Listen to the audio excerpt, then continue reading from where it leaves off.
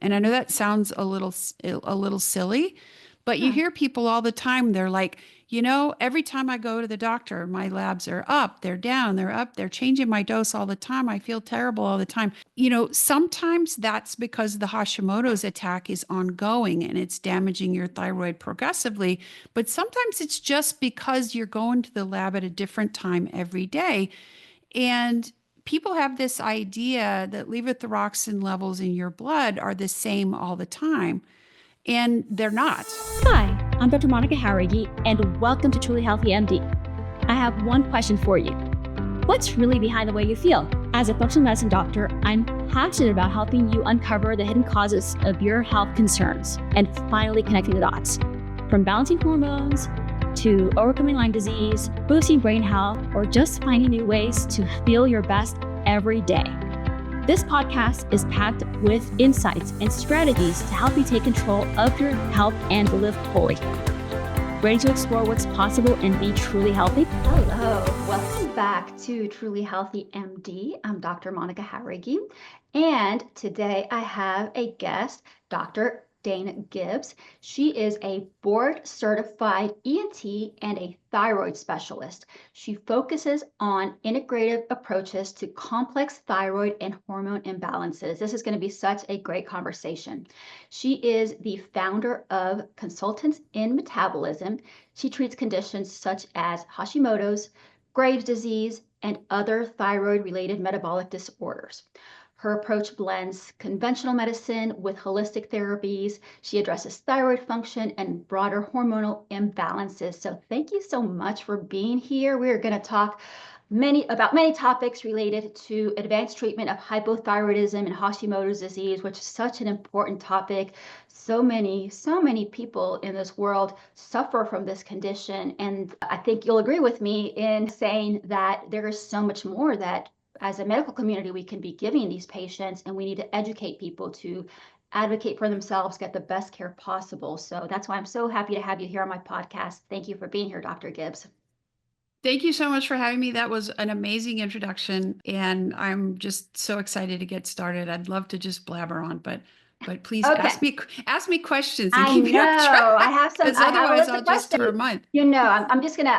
I am gonna ask you questions just to make sure that we cover the basic stuff, but I know that you could just like start talking, and you have your own podcast too, so you're used to talking about this stuff. But let's stick to some of the questions just so that we make sure that we cover the basic stuff that we really want our public to hear about. So the first thing that I want to ask you are about misconceptions, because there are so many misconceptions out there. I see people all the time writing on Facebook stuff about thyroid and Hashimoto's, and I'm just like, people, that, yeah, you got it all wrong.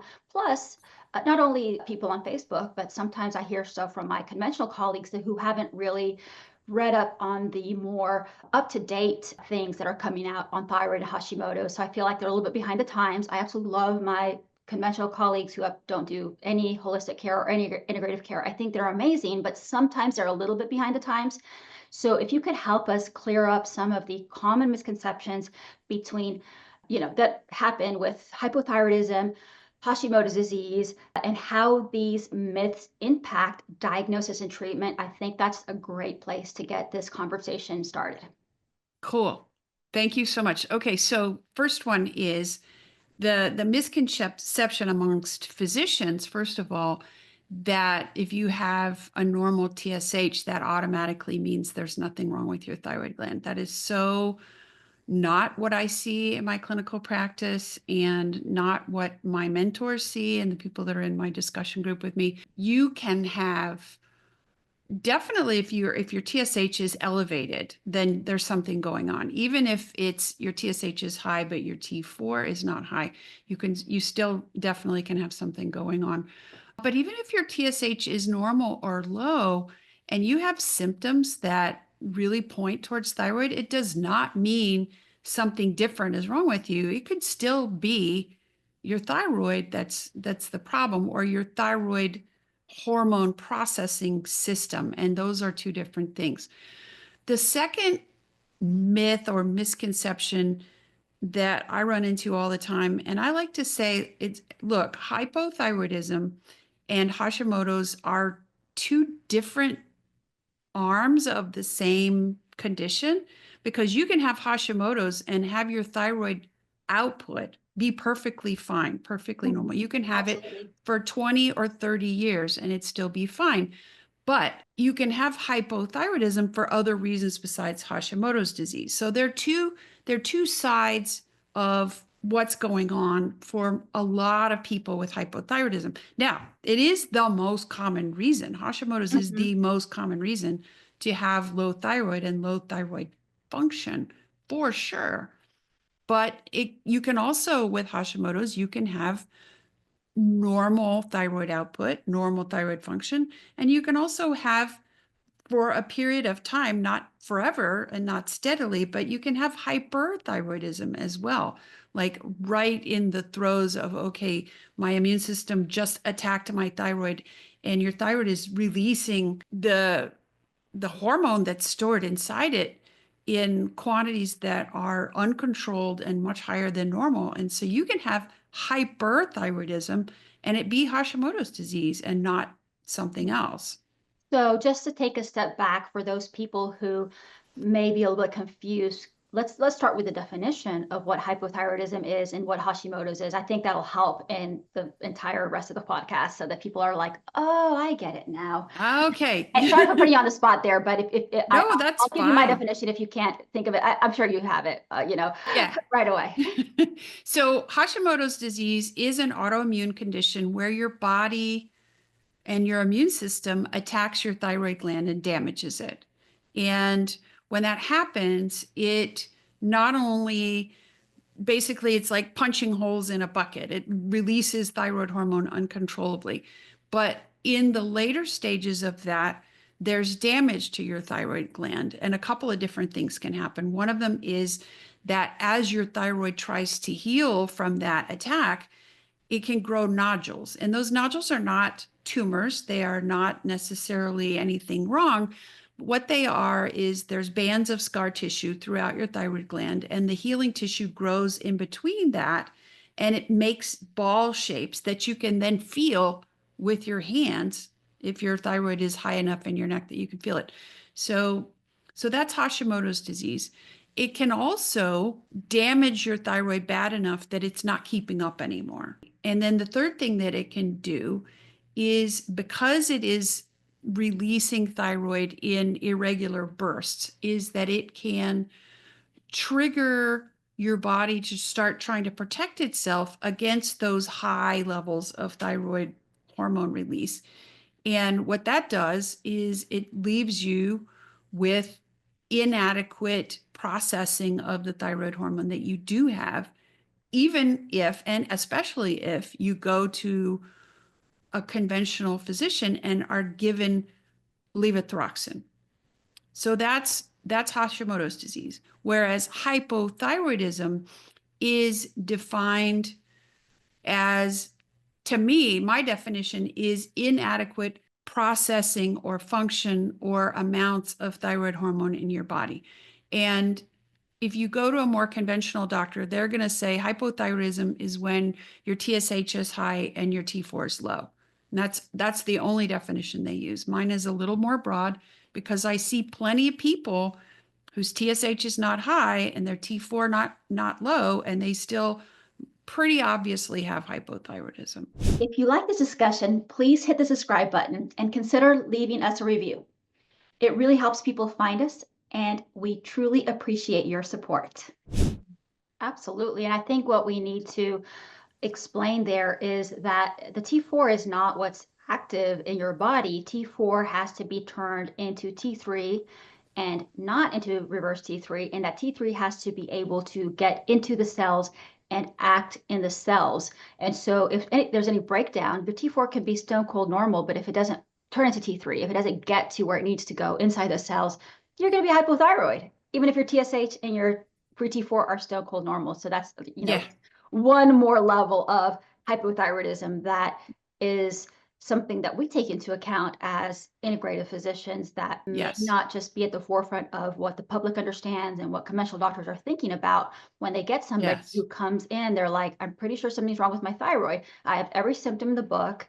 but you're telling me Mhm. TSH is normal, so please explain this to me. And so they Yeah. might get an answer from their conventional doctor saying, you do not have hypothyroidism, your TSH is normal. Whereas if they keep, trying to find answers, they go to somebody who's more integrative, like you or me, we might be able to find out that, yeah, their TSH is normal, but they absolutely are hypothyroid because that T3 is either in insufficient amounts or it's not doing its job. Absolutely. So all of the above. Absolutely. And I'll just say, in addition to that, so you mentioned two things. You mentioned T4 and T3 and reverse T3. So I'm going to take a little step back and talk about that. So Absolutely. your thyroid gland, which is in the front of your neck, releases thyroid hormone into your body. And, it's funny because if you go and read scientific literature, they say thyroid hormone, thyroid hormone, thyroid hormone. They don't say anything about thyroid hormone is a lot of different kinds of molecules. Mhm. So, thyroid hormone is made from a protein in your body and then has iodine atoms stuck on it. And the most common one is T4. And as you mentioned, T4 is the pre-hormone. It is released in highest amounts. It's the most stable. It circulates around in your bloodstream attached to protein molecules. And it's kind of a storage thing. It's like, I don't know, it's like an Amazon distribution center. It's like Mhm. your body can just go and grab some T4 and say, okay, I'm going to use this now.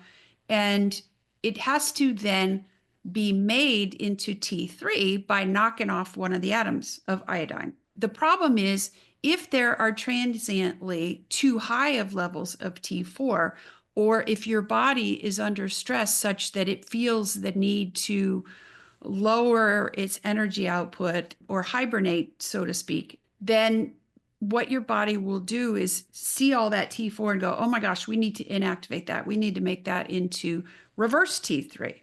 Reverse T3 is still one iodine came off, it's just the wrong one.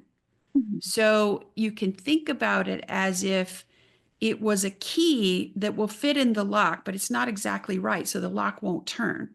So it won't activate your cells. And so, And the body does this intentionally. Some people think it's terrible if their reverse T3 is up, and I'm like, no, it is your protection mechanism. We're not going to force this reverse T3 to come down until we find out why your body's making reverse T3.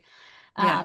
Sorry to interrupt you, but I think that's really important for people to understand. They just feel like they vilify certain things. They feel like, oh my gosh, my cortisol is high. That's awful. Help me bring down my cortisol. And I'm like, sure, let's find out why it's high, right? Reverse Yeah, T3 is let's, high. Help me bring it down. Absolutely, we will do that. But let's find yeah. out why. I don't have a pill to bring down your reverse T3. I need to figure out why your body Mm, thinks it needs more reverse T3. yeah. Yeah, no, that's absolutely right.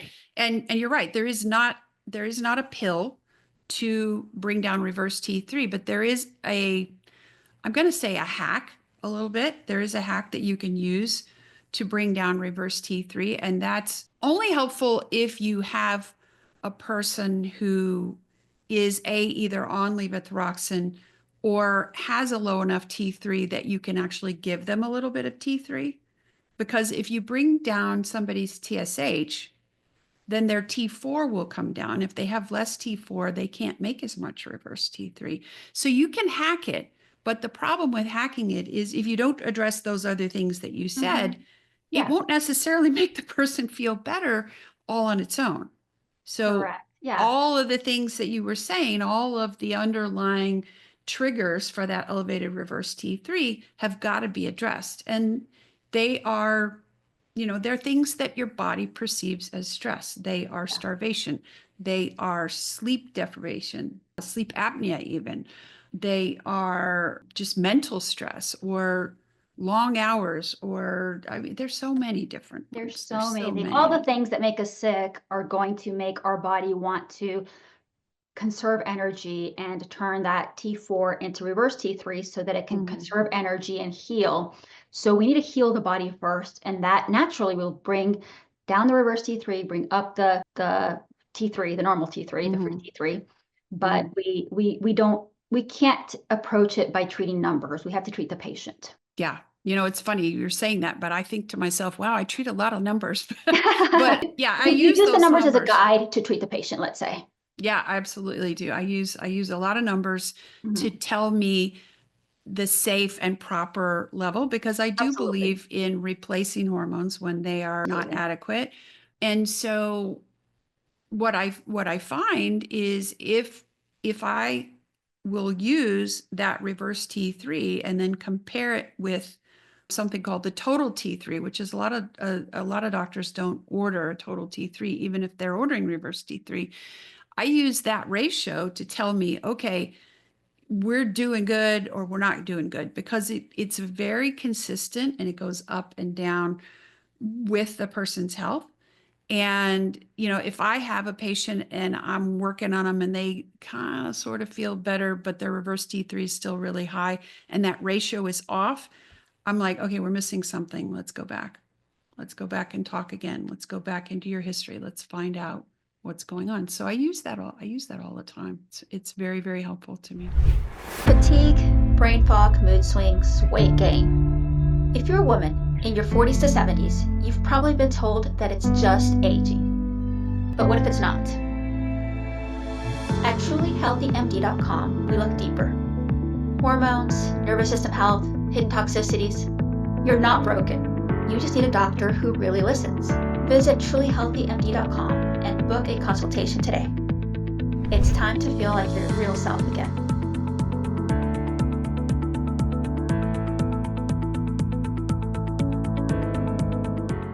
It is, yeah, absolutely. So, getting back to the question, I'm sorry that I Sorry. sidetracked you. I just get so excited about talking about this stuff. So, we're talking about the misconceptions and myths and how these impact the diagnosis and treatment. So, I will let you Right. talk now. I won't interrupt you so much. I'm sorry.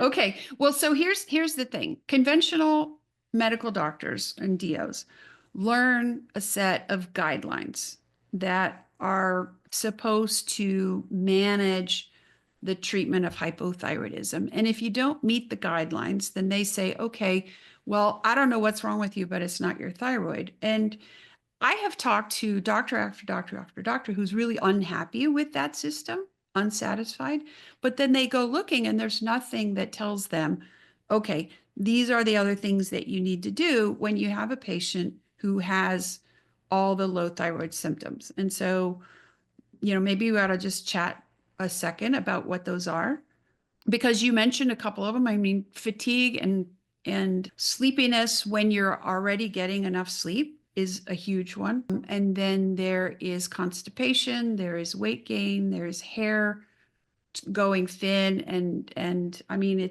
I'm pointing at my head, if you're listening, where when somebody sits in front of me and I can see the top of their scalp through their hair, I'm immediately thinking thyroid. I don't care what your numbers are. I'm immediately thinking that. The brittle nails, the dry skin, the itchy skin. There's so many symptoms that I look at those, and if somebody is kind of meeting that symptom pattern, I'm gonna check their thyroid in the more detailed way that I check it, looking for that T3 reverse T3 ratio, looking for their absolute hormone levels, regardless of what their TSH is and what their other doctors have told them in the past. Yeah, absolutely, absolutely. That's so important. Yeah. Yeah, for sure, for sure. So, the things that I think we can also let our listeners hear about is how advanced testing and diagnostics can help uncover some of these causes of both Hashimoto's, hypothyroidism, persistent thyroid symptoms. So, what are Mhm. those advanced testing and diagnostics that you offer patients? Sure. So I spend, it's funny because my main test is actually an incredibly detailed history. And you cannot emphasize enough how important that is. And I'm looking for, I was trained to as an allergist, and an allergist is like a house detective. You're looking at what are they eating? What environment do they live in? What is their work situation? What is their history? Do they have a big trauma history in their past? Did they grow up in an abusive situation, or, lose their parents at a young age, or, I'm looking at all of this history, looking for their stress history. And I know that sounds Mhm. weird, but stress is is super, super important in Hashimoto's disease because one, I think it may be a trigger for people to develop these autoimmune conditions. And two, stress and the high levels of cortisol that come on with it suppress your thyroid function in two ways. One of them is that, like you said, it makes you want to conserve energy. So it pushes down on your TSH. And so you have to know whether that stress is there. I do use cortisol and ACTH testing, and I actually will order, if I don't see something obvious wrong there, I will order a salivary cortisol test where you go and get samples at early morning and then noon and then wait late afternoon and then right at bedtime and look at the pattern that you get from that. There is another version of that that's not, put a swab in your mouth kind of a thing. It's you pee on a stick and then you go that way. There's a different one there. Yeah. But interestingly, most of the testing that I do, lab testing, is available from mainstream labs and it's available with insurance coverage. And so I do a lot of elimination diets, looking for, okay, what food is it that's making you feel terrible? Elimination and then challenge. I do a lot of oral glucose tolerance testing, looking for, okay, do you have insulin resistance? And if you do, can we pinpoint why you have it? Is it just a family history, kind of a genetic thing? Is it because of your stress? Is it because you've lost your estrogen, for example? There's a lot that I do that's only indirectly related to the thyroid, but you don't get well if you don't look at it. Mhm.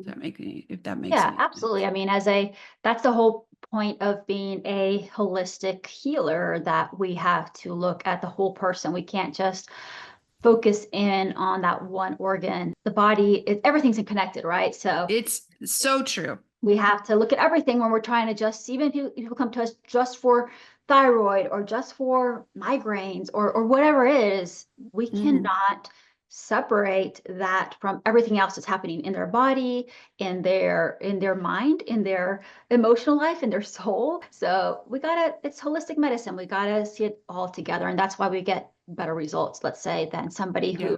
goes to any kind of clinician who feels like they can heal a person by just looking at that one organ, and that's it. That's all they're going to look at, Mhm. right? They can't Yes. heal the person. It can maybe help them feel better Yeah. transiently long term, but it's not healing. Yeah. Yeah, no, I agree with that wholeheartedly. So I'll just give a couple of examples.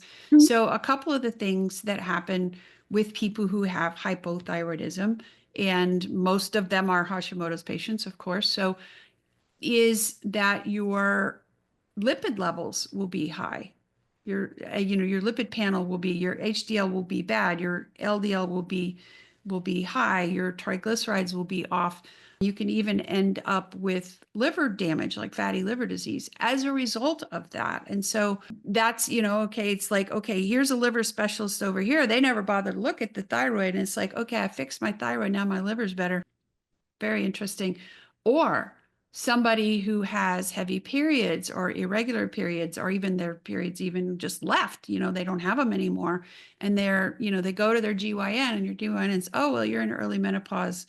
Um, you know, we got to do this and this. And they never pay attention beyond just, okay, I'm just going to order a TSH to make sure your thyroid is fine. But what you and I are saying is you can't just know somebody's thyroid is fine by checking their TSH. It's Mhm. not enough. Exactly. It's necessary, but it's not sufficient, if that makes any sense. Yeah, that's a perfect way of phrasing it. So that's what I always tell people. It's like there's nothing wrong with the guidelines, they're just not enough.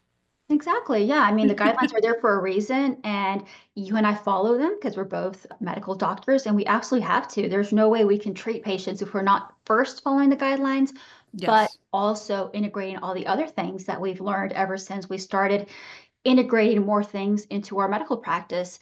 The fact Yes. that we're integrative doctors doesn't mean that we're not conventional doctors anymore. It just means that we Yes. have a broader toolkit with which we can help people. And so sometimes that makes the people who don't understand what integrative medicine is think that we're quacks. We're trying to just sell supplements because they don't understand Mhm. exactly what we do. But Yeah. no, we are just as evidence-based as anyone who is not integrative. If anything, we're more evidence-based because we're looking at the newer research that's coming out. So that's how I Yes. try to explain it to people. I'm like, no, don't confuse me with somebody who is trying to use healing modalities that are not scientifically based. Everything Yeah. I recommend to a patient, there's a reason for it. There may not be a randomized clinical trial on it because those trials only happen when a pharma company gets involved, and a lot of Mhm. are not pharma based. So I may have to use different types of evidence, like putting together all of the patients that my colleagues have seen that all have illness from mycotoxins. That has to be a form of evidence that we use, but it is evidence. So, Yeah. so Well, I mean, yeah, absolutely. since when did clinical experience not, become not evidence? I'm just that drives me absolute berserk. It's like, Yeah, okay, if I use this tool and it's consistent, every single time, how can I say that that's not evidence? It is evidence to me. I don't so know. yeah, absolutely. And I believe strongly that those of us who are at the forefront of this cutting edge medicine do need to publish what we are seeing so that evidence, so that science can grow and people can learn from us.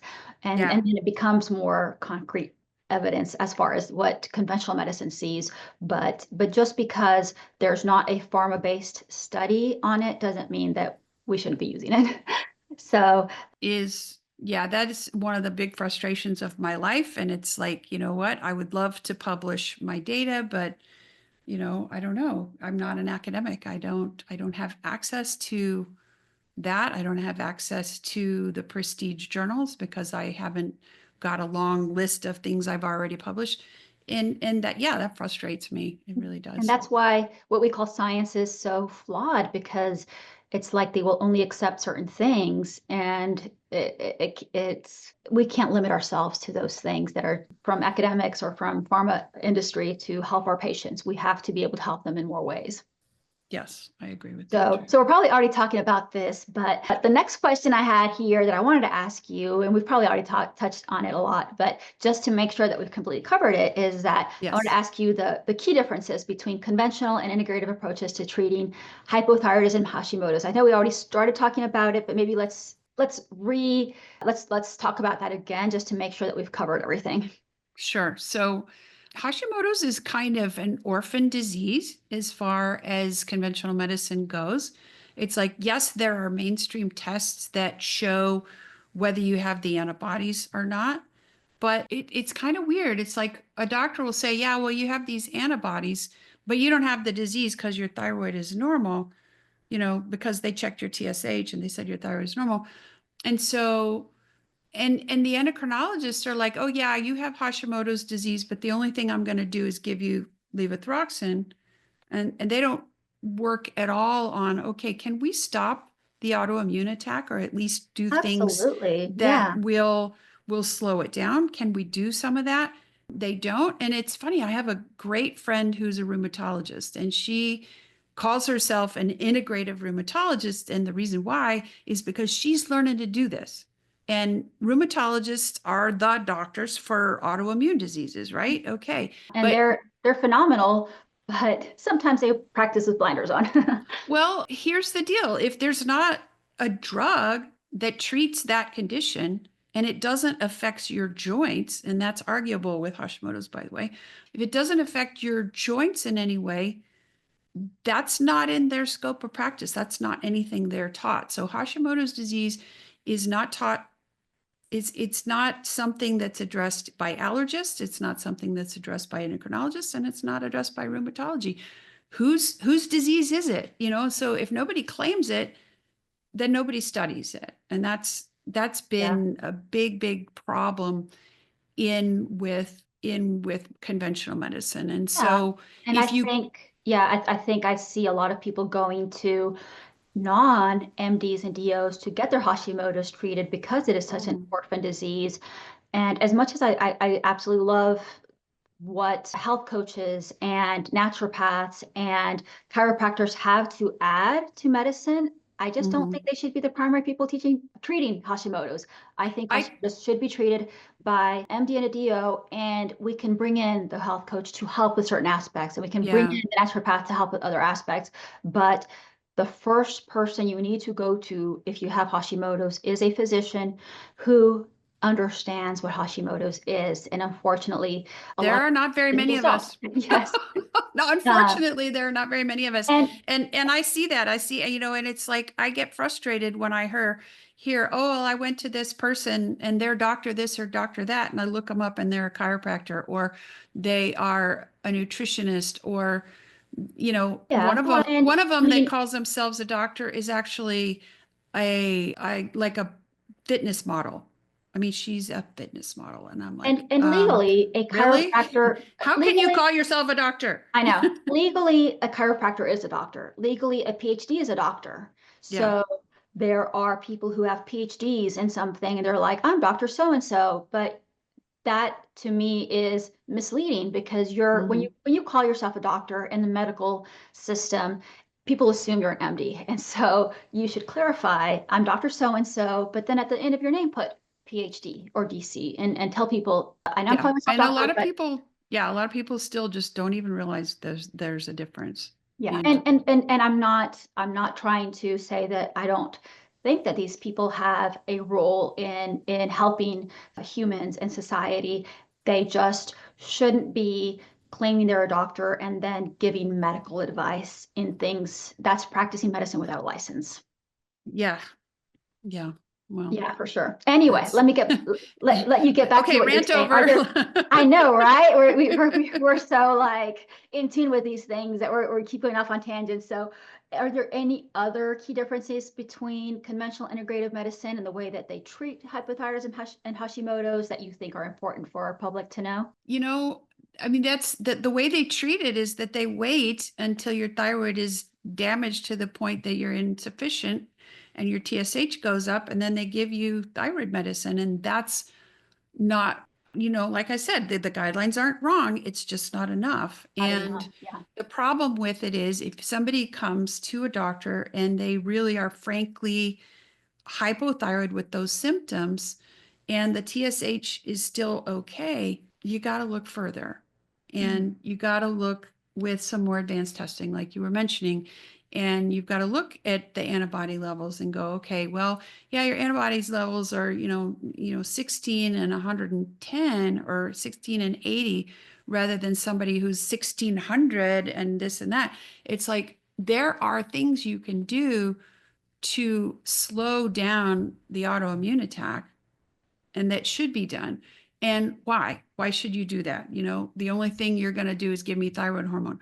Well, what if you get another autoimmune disease? Can Yeah. we optimize your health to the point that you don't go on to get lupus, rheumatoid arthritis, ankylosing spondylitis, one of these horrible conditions that there aren't fabulous drugs, or there aren't fabulous drugs that don't just suppress your immune system.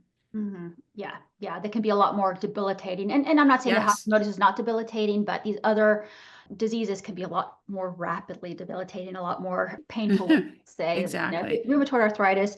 There are a lot of ways to treat it, and people with rheumatoid arthritis have a much better life now than they did 20 years ago, which is when my grandmother died of rheumatoid arthritis. Hmm. Or let's say, no, died more than 20 years ago. I think almost 30 Yeah. years ago, she died of severe rheumatoid arthritis. She was very deformed. They did Oh, not have goodness. drugs then that they do now. Yeah. All they had was Doesn't- steroids back then. Yeah, that doesn't mean that it's not still a terrible disease to have. That's very crippling.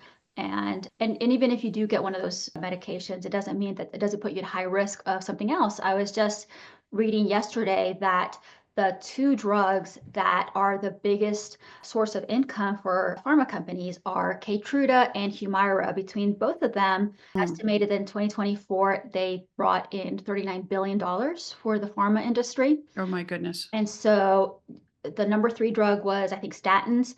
But just think about that. I mean, the number of autoimmune conditions that are a part of people's lives worldwide must Hmm. be huge, considering that it's the two of Well, those I mean, it's combined. like who has an incentive to do research to stop people from developing autoimmune disease if it's that profitable for somebody Exactly. to have an autoimmune disease. If anything, the pharma companies want more people to, I know this sounds terrible, but why would Oh, it that's not be in their horrible. Yeah. interest?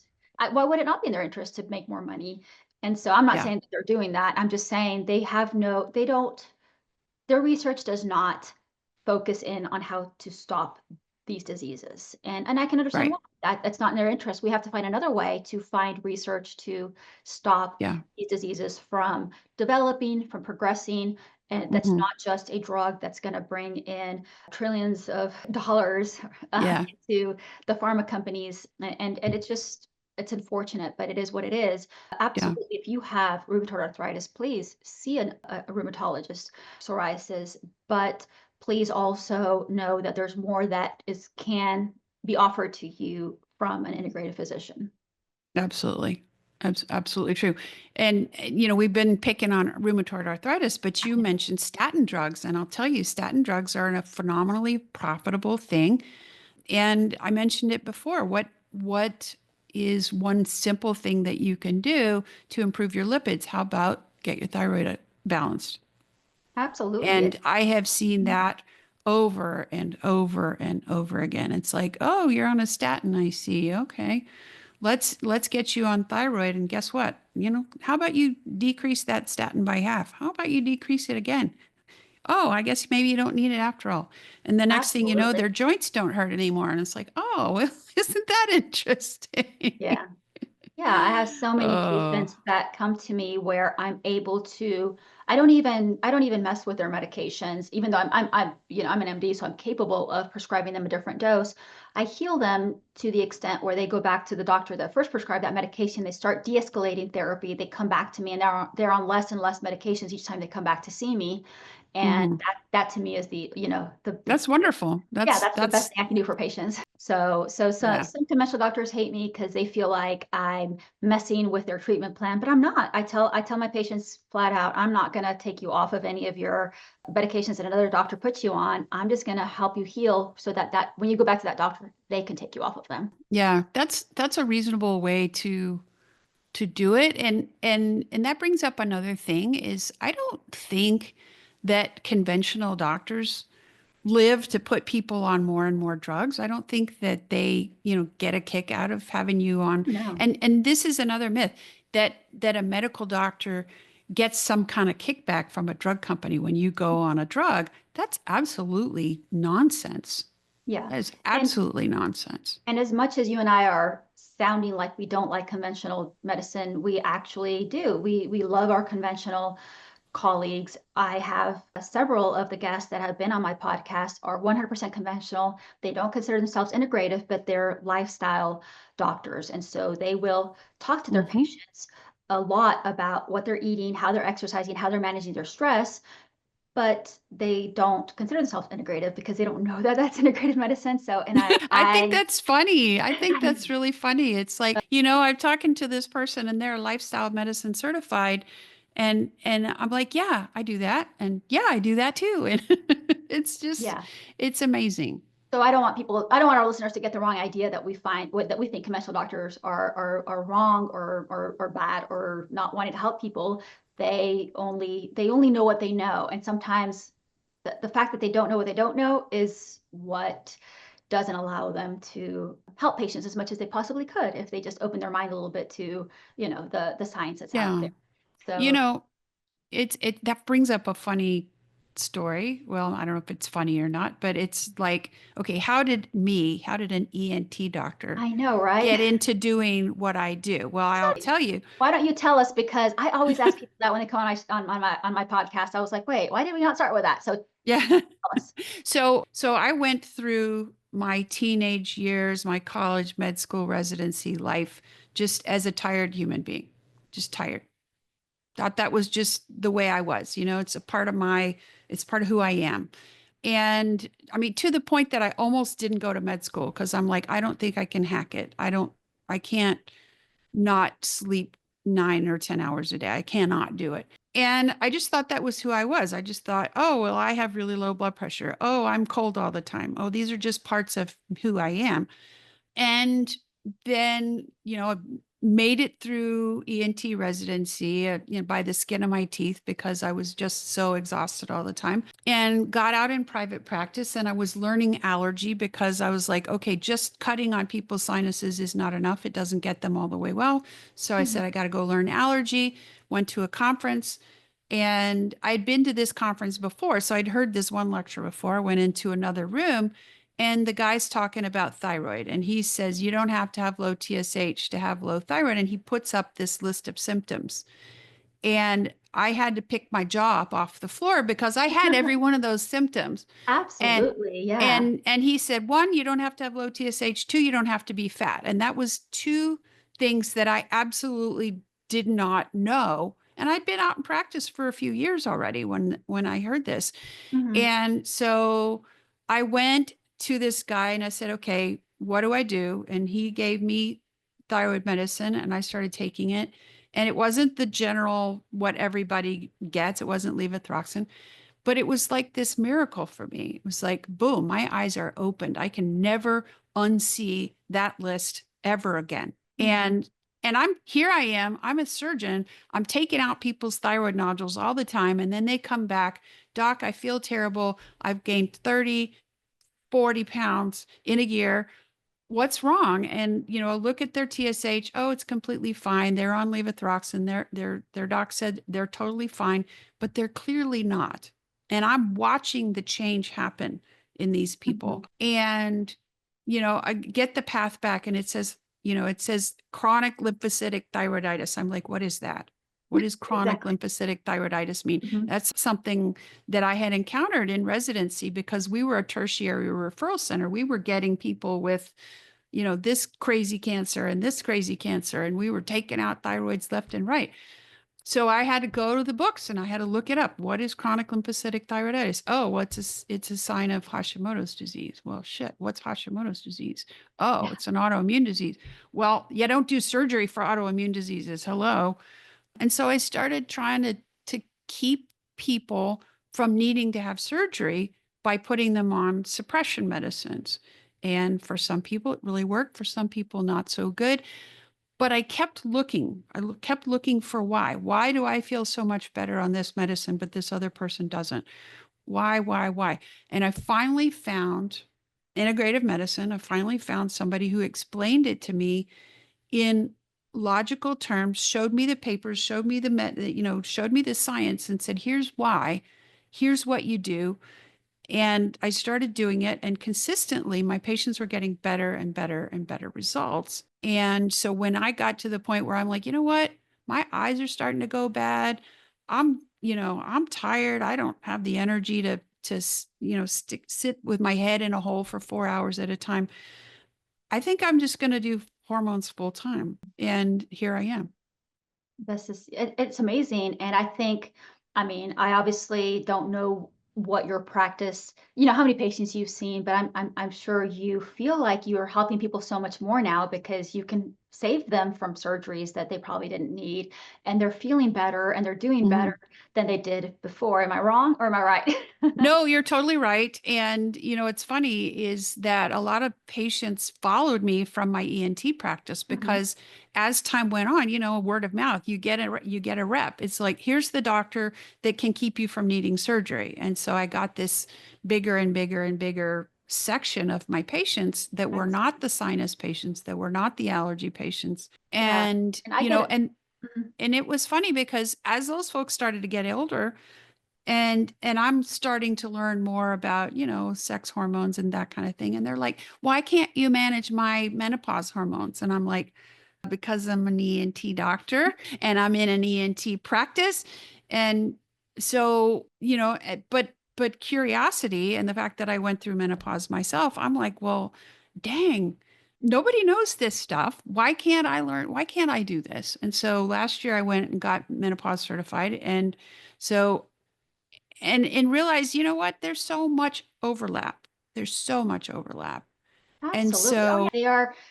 They're not even overlap. They're both hormone systems, and we actually need to look at of both in course. order to treat it Well, together. and that's what is frustrating to me. It's like, okay, the endocrinologists only do thyroid and diabetes, and the GYNs only do sex hormones, and kind of they most of them still aren't super comfortable with it because for 20 years, thyroid caused not thyroid, sex hormones, estrogen causes cancer. That's been debunked now, thank goodness. But for years and years, it was like, you want hormones? No, no, not writing that, not doing that. It's dangerous. It's awful. You're going to get cancer. I can't write that for you.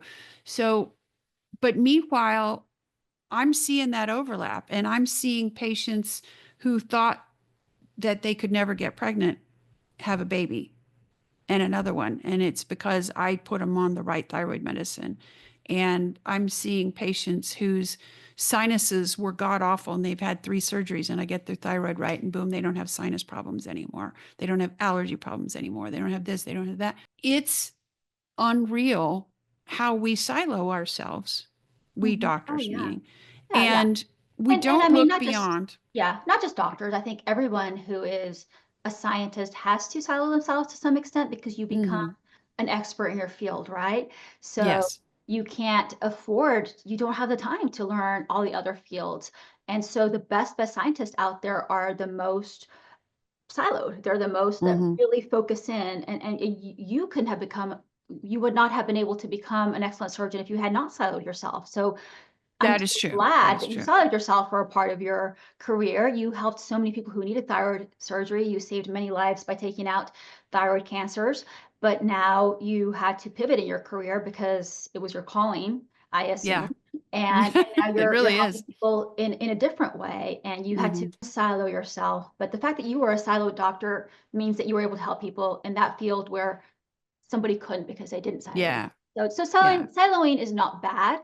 It just Yeah. means that we have to have both people who silo themselves in the way that they practice and those of us who choose to be holistic doctors. Yes.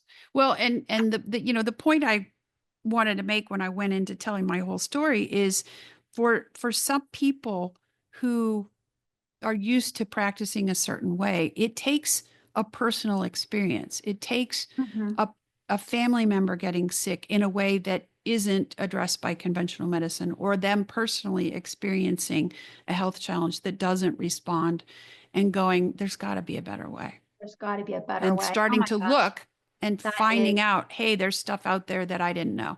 That is so true. And you know what? I feel like you and I are like have so many similarities, and we actually our practices are pretty close together Yeah. geographically. And we've actually never met in person, but No, that's we so will weird, isn't pretty it? soon. So I am so sorry that I am running out of time here. I would absolutely love to have you on for a part two. I actually have like Okay. 2 or 3 more questions that I wanted to ask you that I think our listeners want to hear. Sure. I think we need to cut it off. I think everybody has so much that they want to digest, and if you're willing to come in for a part two, please come for a part two so we can finish this Ab- conversation. But before you go, I want to ask you 2 things. Number one, please give our listeners your information as far as if they want to find you, they want to see you as their doctor, where can they Sure. find you? And number two, before we leave, I want you to tell our listeners if they are feeling overwhelmed with everything they heard today, what would be like the 3 main takeaways? So number one, Okay. how can they find you?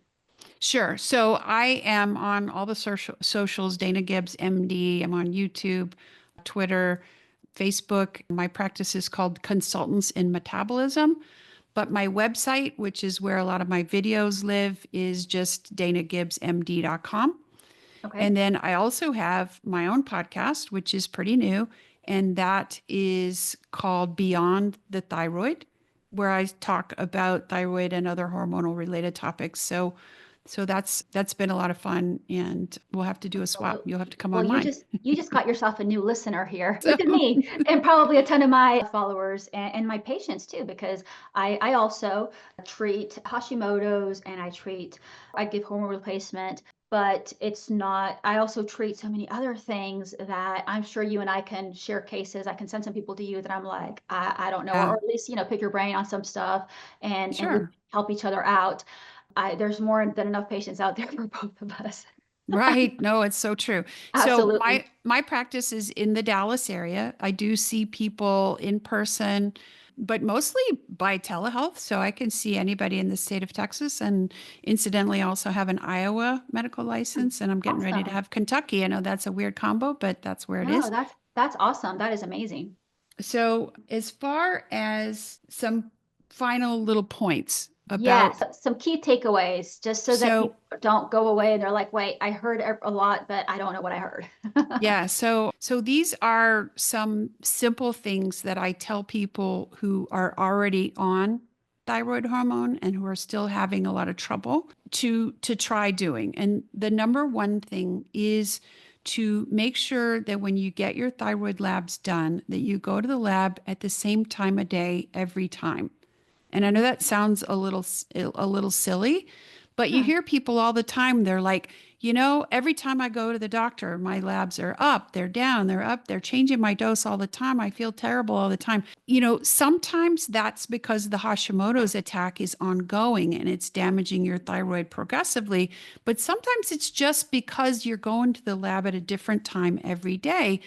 And people have this idea that levothyroxine levels in your blood are the same all the time, and they're not.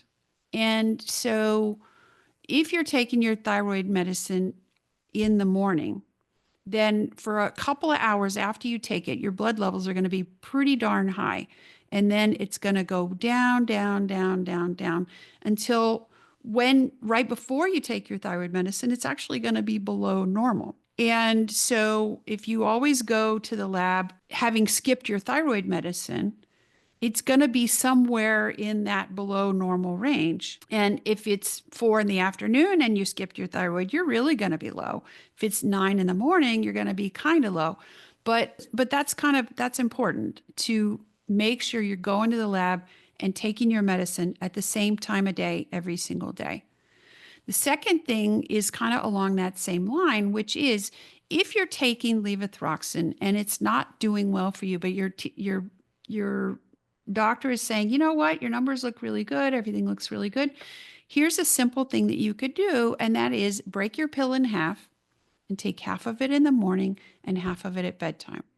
And what that does is it blunts that high and that low, which can make you really feel bad. The other thing that blunting that high and that low can do is that's one of the things I have people do to lower their reverse T3 that we talked about. So that's kind of three things. First of all, same time of day. Second of all, don't, well, it's not three things actually, because I didn't get to the third one yet, did I? Same time of day to take Mhm. your pills, and then the same time of day to take your labs. And in my practice, I always do that. I always split the dose, and I always have them go 6 hours after their morning dose, because Mhm. that gives me a middle of the road. It's not the highest, it's not the lowest. I want to know where your average is all day long. And Mhm. that's the average right in the middle.